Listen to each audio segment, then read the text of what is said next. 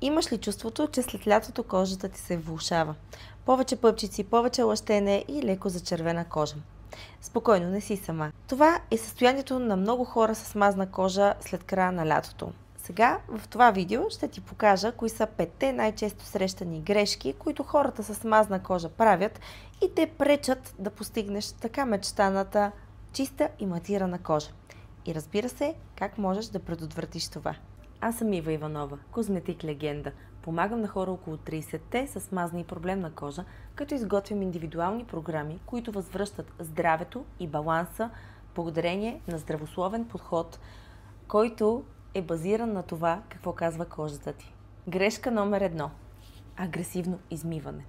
Знам, че никой няма да си измие лицето с цел да агресира върху кожата, само че много хора след лятото започват да мият своята кожа по няколко пъти на ден, защото я усещат много мазна. Истината е следната, че когато кожата се мие с разпенващ продукт няколко пъти на ден, тя всъщност започва да се пресушава. Отвътре е мазна, но отвън вече е изсушена.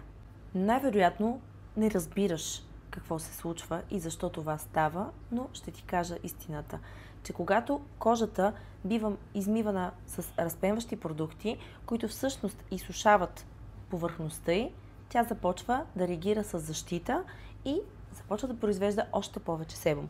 Затова цикълът е такъв. Миеш с повече разпенващи продукти и тя се омазнява повече и ти пак миеш и тя пак се омазнява повече. Грешка номер 2. Прекаляване с киселини.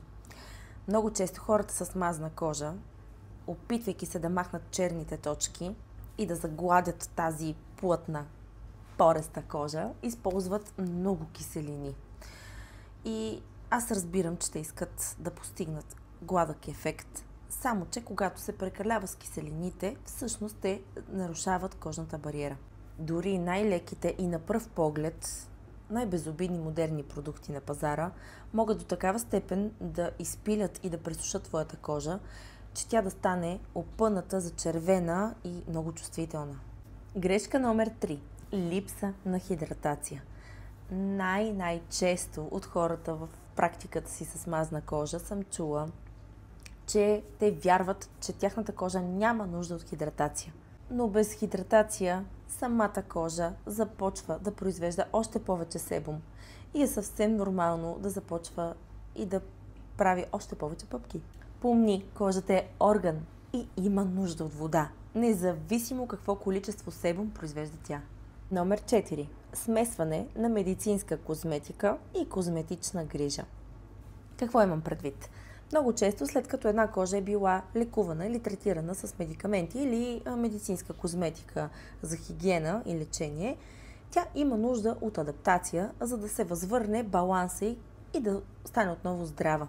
Но когато се комбинира хаотично и без никакъв контрол медицински продукти, медицинска козметика и козметични продукти, козметични процедури, тя кожата няма възможност да се стабилизира.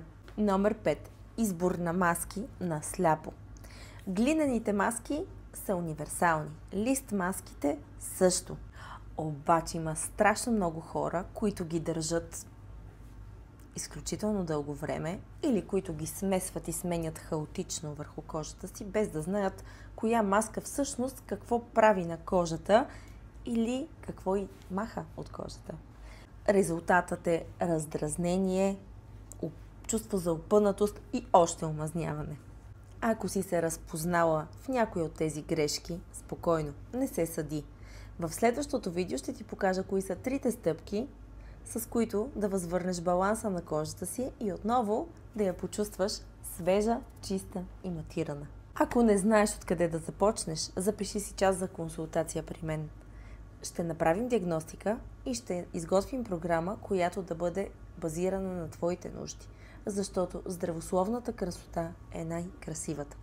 Харесай видеото, сподели го с някой, от който има нужда и се абонирай за моя канал, за да не изпуснеш следващото видео, в което ще кажа още важни неща за твоята красота.